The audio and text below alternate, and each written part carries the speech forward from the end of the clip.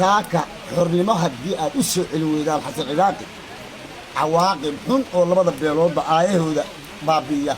yaa xig nabadoon axmed sheekh cali anigoo ah salaada rabbina waan dayn waxaan u diyaar garoobana waa dhibaatadii awal hore sagaal bay ku taalla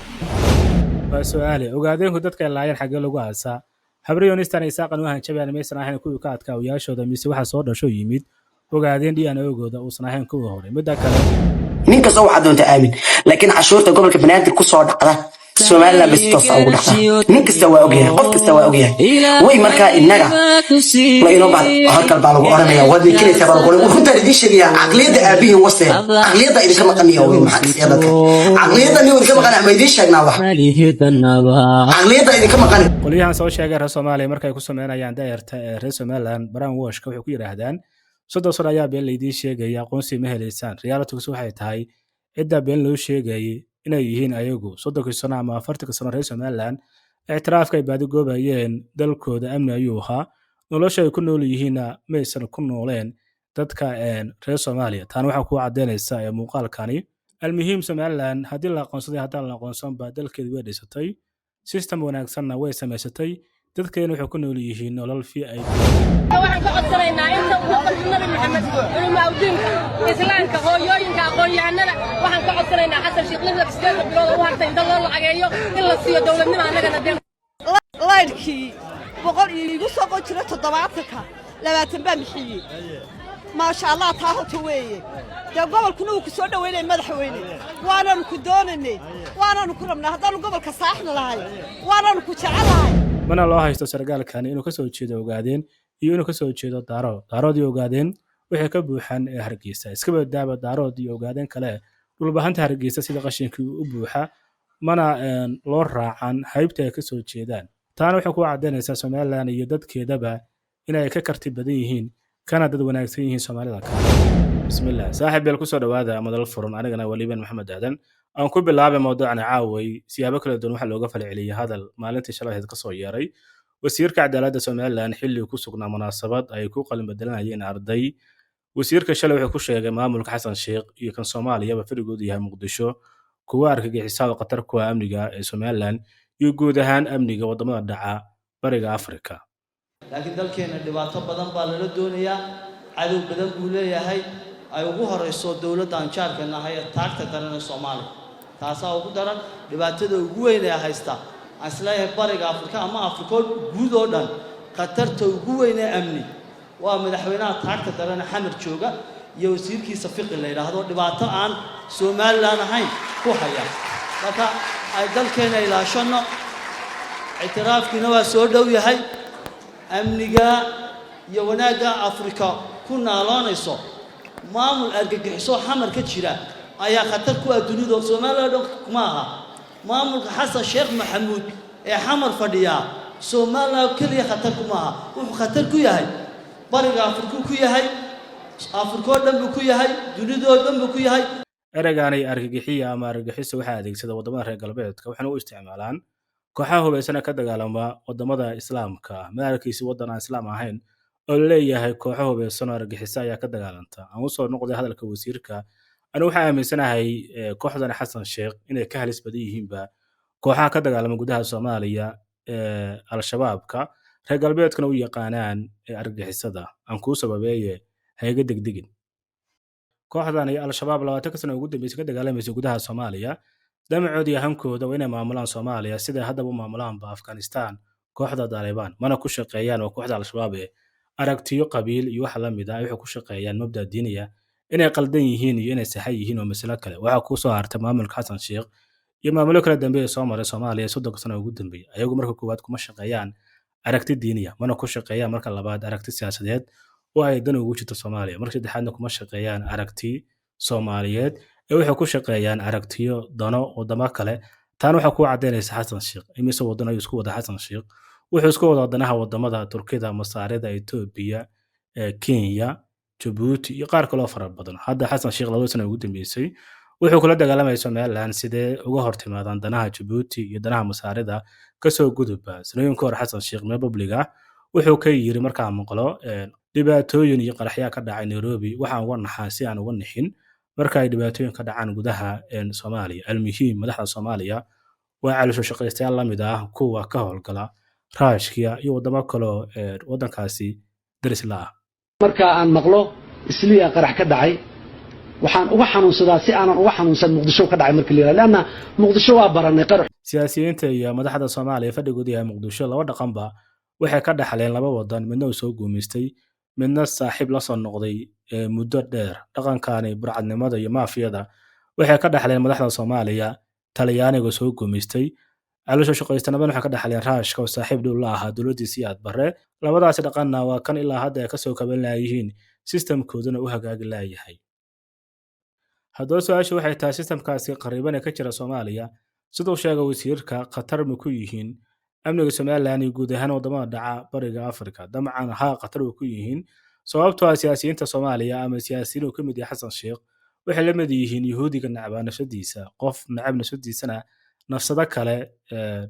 wanaag iyo tiraale midna uma hayo. Systemkan hadda ka jira Soomaaliya laba siba Soomaaliland Qatar ayuu ku yihiin. Labadaasna Soomaaliland mid waxay la wadaagtaa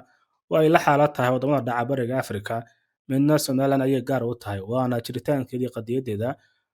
Maamulka kala dambeeyay Soomaaliya mid kasta wuxuu waqti iyo juhdi ku bixiyay inuu kala dagaalamo Soomaaliland dhanka qadiyada gaar ahaan ayagoo isticmaalaya dhalinyarada ayagoo ku sameynaya brown wash. Waxaa jirta maamar muduga oo tiraahda 20 jir intuu geed ka boodo ayuuna tala ka boodaa. ninka yar hadda idin muuqdo wuxuu ka mid yahay dhalinyarada maamulka Xasan Sheekh iyo qolyaha kale ka soo horjeeda qadiyada Soomaaliland ay ku sameeyaan brown washka. ninka yarna 2 sano ka hor wuxuu ka mid ahaa dhalinta u soo kacda Soomaaliland kuwooda ugu wanaagsan marka laga hadlayo dhanka dal jaceelka maantana wuxuu ku hadlayo bal ila arag ila dhageysana. wallaahi oo bilaahi oo talaa beelidii sheegi maayo ilaahay oo laxadkayga fadhiis lacagta gobolka banaadir ka soo baxda ee canshuurta Soomaaliland ku dhacaysa maxay tahay sababta sidee dad ku noqon karnaa Soomaaliya waynu iska eriyana waynu nacabnaa sidee baynu dad ku noqon karnaa dalkeena sidee baynu u oran karnaa Soomaaliya daba dhigata canshuurta ka soo baxda inuu qaadanaa sidee baynu Soomaaliya uga dhigi karnaa sidee madaxdeena maxay nala marka ninka soo waxa doonta aamin laakiin canshuurta gobolka banaadir ku soo dhacda Soomaaliland bas toos ugu dhacda nin kasta waa ogyahay qof kasta waa ogyahay way marka inaga la inoo baa halka baa lagu oranaya wadi kilaysa baa lagu runta idin sheegaya aqliyada aabihi wase aqliyada idin ma qaniyo way maxaa iyadaka aqliyada ni idin ma qanac ma idin sheegnaa wax aqliyada idin ma qanac meelka wax kale aaminsantiin be fikir kale aaminsantiin be halkaad niyo maxay idin hayaan fikir kale aaminsantiin waa halkaniyo hiidka iska gaaraya gabigii nabi maxaad ka siyaa dal madax banaan bay sheeganayna dal madax banaan baynu nahay dal madax banaan meel degan baynu nahay waayahay inta badan reer Soomaaliland ma kala yaqaanaan ama isku qaldaan ba Xamar Muqdisho iyo Banaadir. Xamar iyo Muqdisho waa isku mid waa qof loo magac leh. Xamarna waxay la mid tahay Hargeysa Banaadirna waa gobolkii waxay la mid tahay gobolka Maroodijeex. marka sidoo ku dhici kartaa canshuur laga soo qaaday qayb ka mid ah Xamar iyo Banaadir in lagu dhiso ama la geeyo Soomaaliland iyo Hargeysa. taas waxay la mid tahay maanta ku raahda canshuurtii Hargeysa waxa la geeyaa ama waxa lagu cunaaba boorama iyo ergaaba. Anjeladan hadda lagu soo shubay ninka yar u muuqda in lagu sameeyo brown wash doodiisu waxay la mid tahay dood reer Burco ay ku oran jireen canshuurteena waxa lagu dhisaa saaxil. waxa la oran karaa reer Burco ayaga dood haystaba oo waxay qiil ka dhigan jireen xoolaha nool laga qaado tugdheer iyo Burco in lagu cashuuro saaxil iyo Berbera. ayaga se reer Soomaaliya iyo reer Muqdisho doodoodu qiil maxay uga dhigayaan. haddii bay dhici lahayd waa tusaale in la xiro dekedaha Muqdisho Boosaaso iyo Kismaayo reer Soomaaliyana ganacsigooda lagu canshuuri lahaa dekeda Berbera. markaasi reer Soomaaliya way dhihi lahaayeen qiilna way heli lahaayeen in canshuurtooda lagu dhistay ama lagu cunayba Hargeysa iyo Soomaaliland. hadda se Muqdisho iyo Hargeysa Soomaaliland iyo Soomaaliya waxba kama dhaxeeyaan haddii se ninkan yar doodiisu ay tahay inkastoo aysan wax naf laga soo gaarin Soomaaliland deeqaha iyo amaahda lagu soo qaato magaca Soomaaliyadii 60kii ku samaysantay midowga Muqdisho iyo Hargeysa. taa qudheeda ma ahan mid ay qoondeeyaan madaxda Soomaaliya iyo mid lagu qoondeeyo Banaadir. taas waxa soo qoondeeya wadamada caalamka matalan berka mal hadii ay noqoto Soomaaliland waddan madax banaan ah amaahdaas lagu leeyahay Soomaaliya qaybteeda way ka bixinaysaa Somaliland. marka maanta hadii ay jirto in cid loo raacdo daalac wareer Soomaaliya oo 3 sano la joogeen reer Somaliland dhulkoodii dekedahoodii Boosaaso Banaadir ay Kismaayo lagu dhisay ee canshuurtii Berbera. hadda rabtaan Berbera inaan siino kulligeed control ku yeelataan waa inaad dhistaan Kismaayo. hadda rabtaan halkaan inaan samayno waa inaad dhistaan halkaan waa inaad mar walbaba waxbaan ku bedelnayn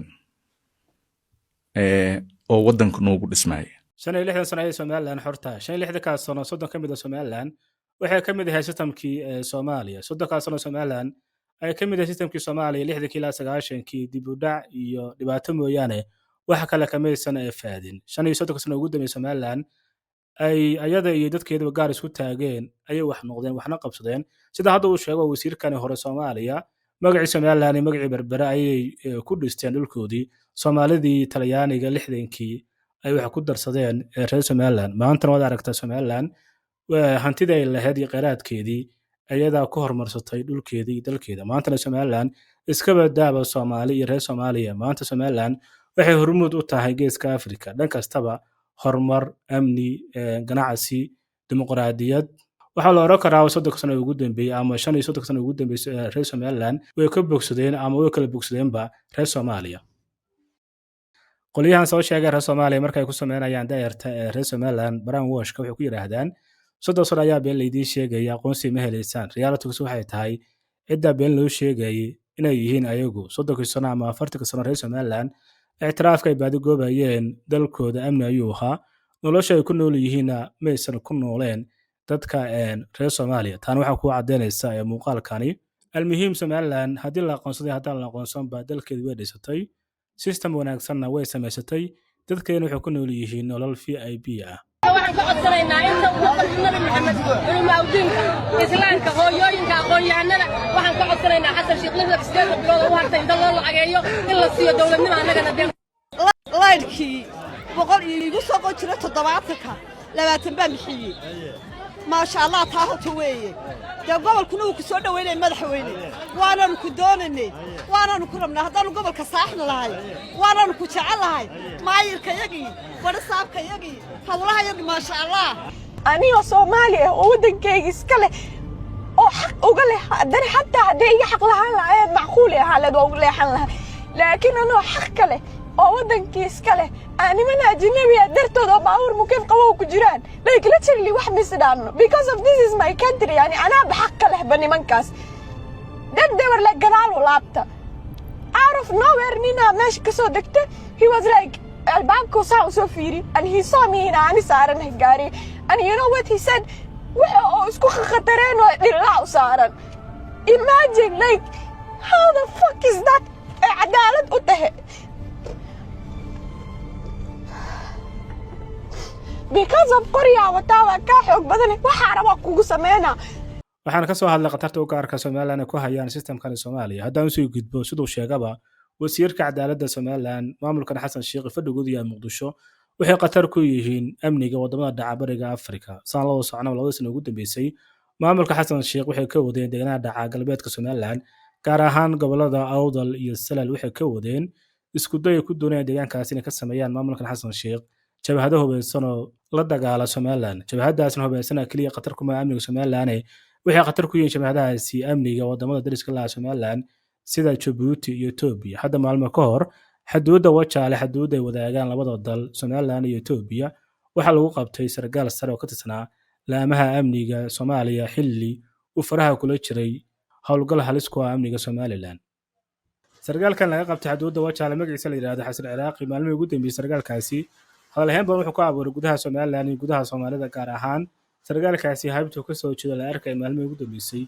ayagoo miidiyaha uga hanjabaya Soomaaliland iyo beesha reer Sheekh Saxaab ku sheegeen reerkaasi inay afduubteen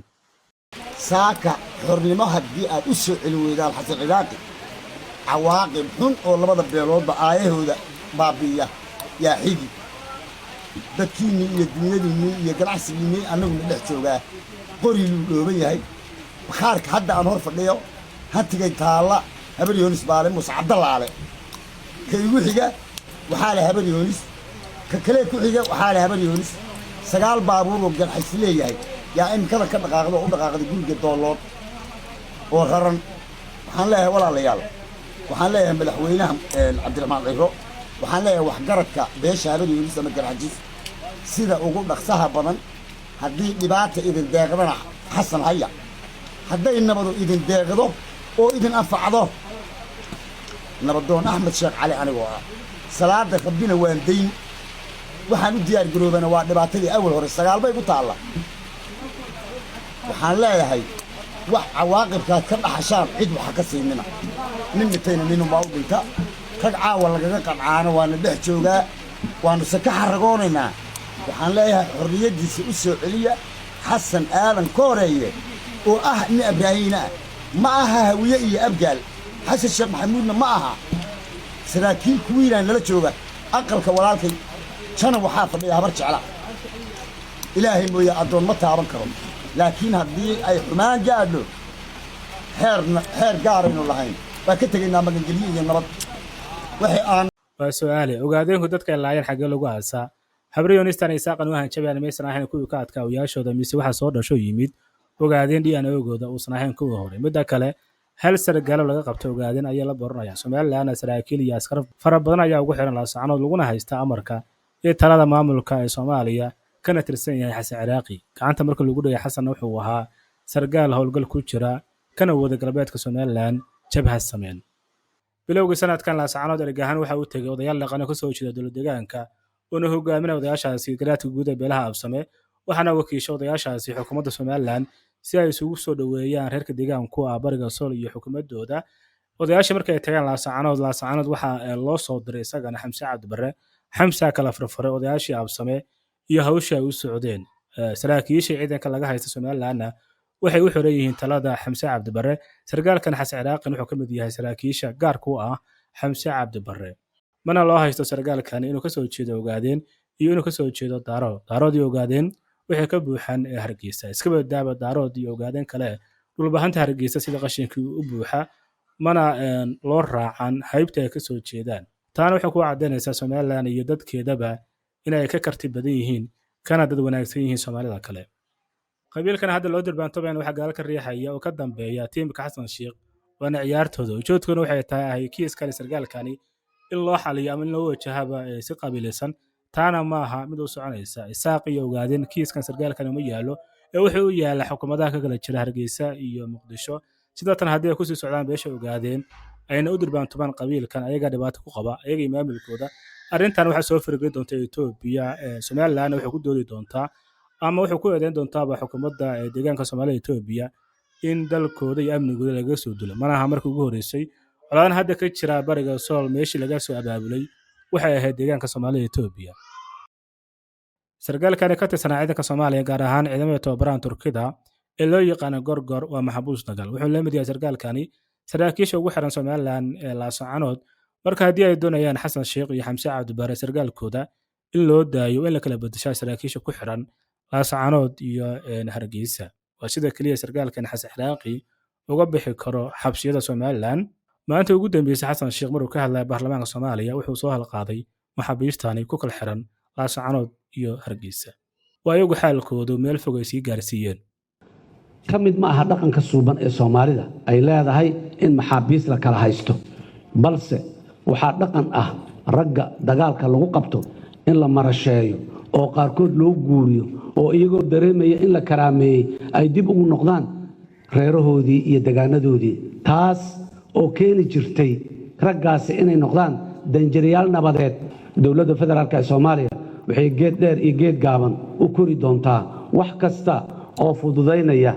wada shaqaynta iyo nabad ku wada noolaanshaha deegaanadaas